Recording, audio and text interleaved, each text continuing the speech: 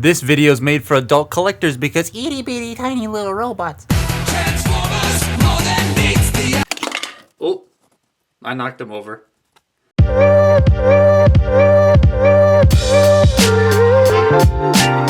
Very little do I go all out on an entire wave of Generations cores because there's always one in the wave where the $16 Canadian price just feels a bit too steep for me. But these, when these were revealed, I had to have all three of them. Also, just a quick aside, because I know I'm going to get asked this question because nobody pays attention, but I bought these from Walmart. Walmart Canada. Oh, that one fell. Walmart Canada. That's where they came from if you're curious. Now, if someone comments, where did I get these? I will be very mad.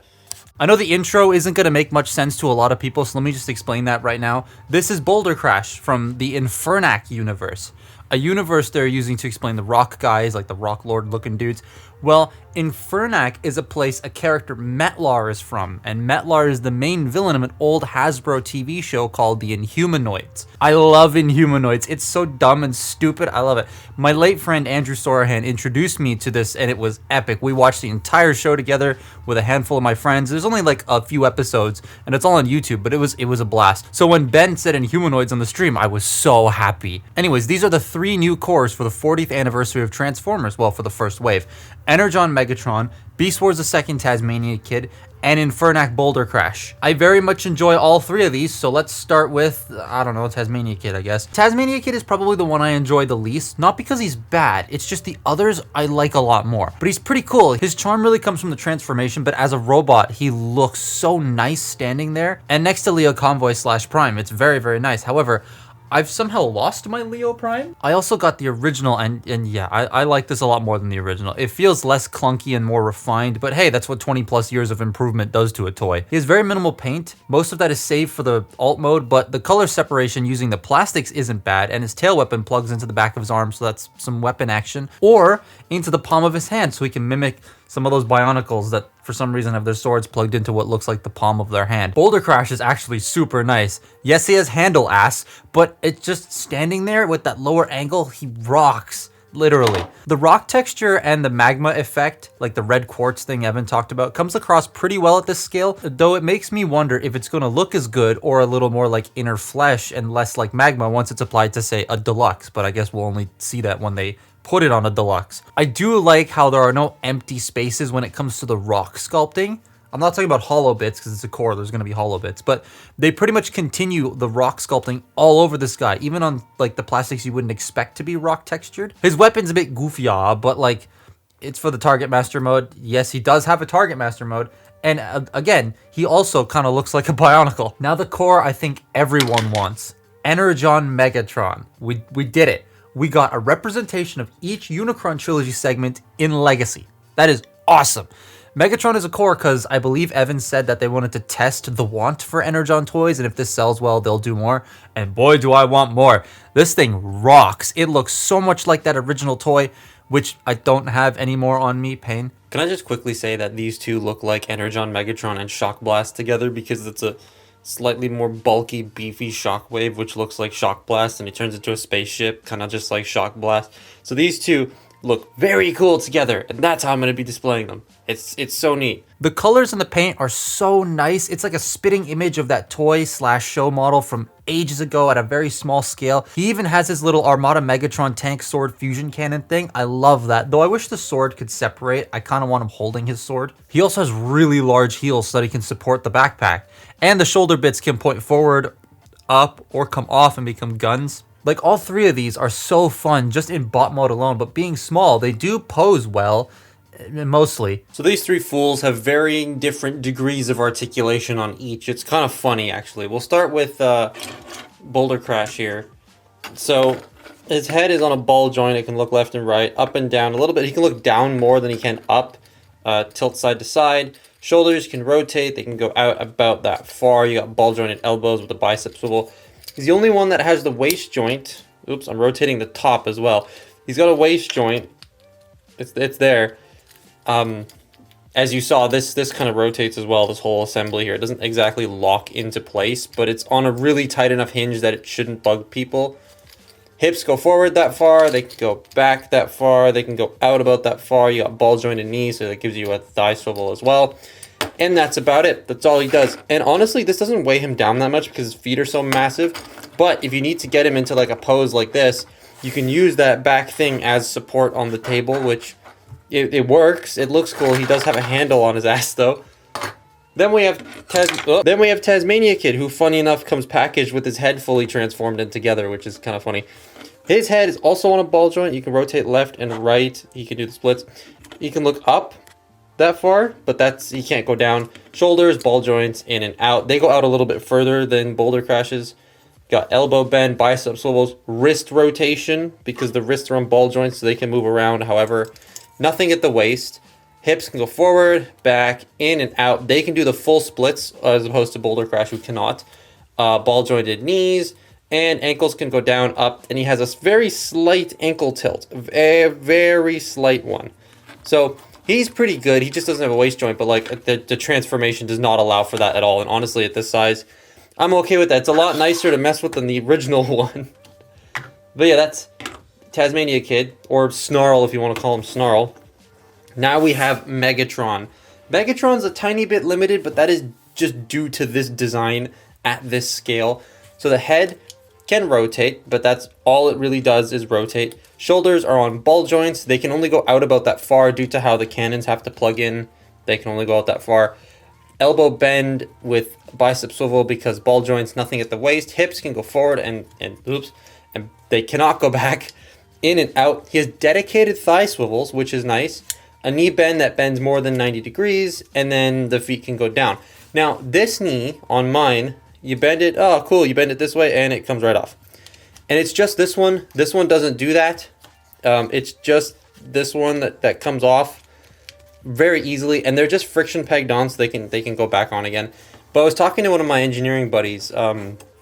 We bought the robot, and he was like, well, they could have just shot a pin through it. And I was like, oh, they could have made the posts bigger. So hopefully when they do a Galvatron version of this, they fix that. Kind of like how they did with Freezer to Novocaine, they fix the tolerances. I hope they can either shoot a pin through that or make the pegs longer so that these stay on. Because this one, it just comes off.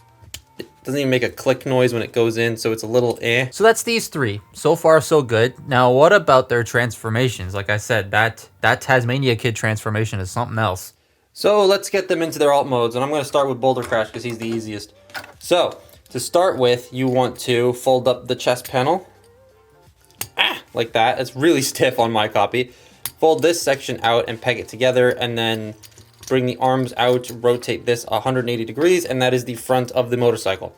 Then you want to bring these sections up and peg the arms into the ass handle, and then rotate the waist. Now, there's a lot of stuff going on here, so rotating the waist, you have to like bend this forward, bring this out, and then bring these back, and then rotate it. That's how you get it 180 degrees. It's not terrible, it's just a weird thing. Then you peg the legs in on these really nice, satisfying pegs. Like, that is so satisfying to do. They go in, it's just, I don't know, it's just weird. Then you take the sword, you plug it into the top, and then flip this down to form the seat, and there you have Inhumanoids motorcycle rock thing with magma all over, almost said magnum, magma all over it. Tasmania Kid is very interesting. So the original one just kind of brings the legs up to the front, and then everything else just kind of folds up. This doesn't do that. It's out of focus. This doesn't do that. So it does the same legs go up the front thing, but the arms move to the back. It's so cool. So to start with, what we're going to do is we're going to open the backpack up and just take the scalp and pull that up. Oh, look, there's the customer service information in case anyone needs to customer service this. We'll fold the legs out for now. And then you want to take the shoulders and pull them down. They're on an assembly right here that goes down. Now, while you're moving these down, you want to bring the legs forward, bring the arms all the way down, and then bring the legs all the way up, like so. And rotate the head 180 degrees, fold up the mouth, and then just peg the head together, like that. Bring the robot head up into the body of the Tasmanian Devil. Then you bring this section down, and while you're doing that, you gotta finish folding the arms back. Fold up the torso, peg the arms in to the back section. Don't focus on the wall, focus on the toy. peg them into the back section to lock all that into place, fold all of this stuff around, and then fold the head in, or the scalp on, and then you plug the tail in, and that's Tasmania Kid. And it's a very interesting transformation for Tasmania Kid, because the original doesn't do anything like that. The only things it shares with the original are where the legs go and how this folds down. The arms are completely different, and it's very cool. Now Megatron, if you've ever handled the original, you've handled this one. It's the same. So to start with, you want to pop these up like that, unless you already have them up, in which case don't bother. Peg the arms in, rotate the head 180 degrees, because I'm going to do that. Fold the nose cone out, and it will clip into place. Then you swing the wings around. Make sure the arms are straight, otherwise they'll get in the way.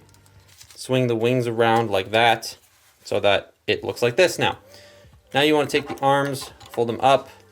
Take the arms, fold them up. And the shoulders, the shoulders will peg in to the body. They don't like snap in, but they are on guided pegs that just make them sit there. Then you fold up the feet. Then you rotate them around like that on the thigh swivel, and then these will peg into the arms. So you just do that on both sides, like so. And then bring the wings down until they stop clicking, and drop it. And then if you want to, you can take the Armada Megatron and plug it into the top like the original toy. And there you have Energon Megatron in his jet mode. So those were some pretty pleasant conversions. Megatron is pretty much just the old toy. Tasmania Kid does some crazy shoulder stuff, and Boulder Crash is just cool, leading to some really nice alt modes. Though I have issue with Tasmania Kid and Megatron's alt modes. Megatron's wings, they traditionally sit really high up on the vehicle. But here, they seem to sit a bit too high in comparison to the other releases back in 2004 and 5. It's just the nature of this being small.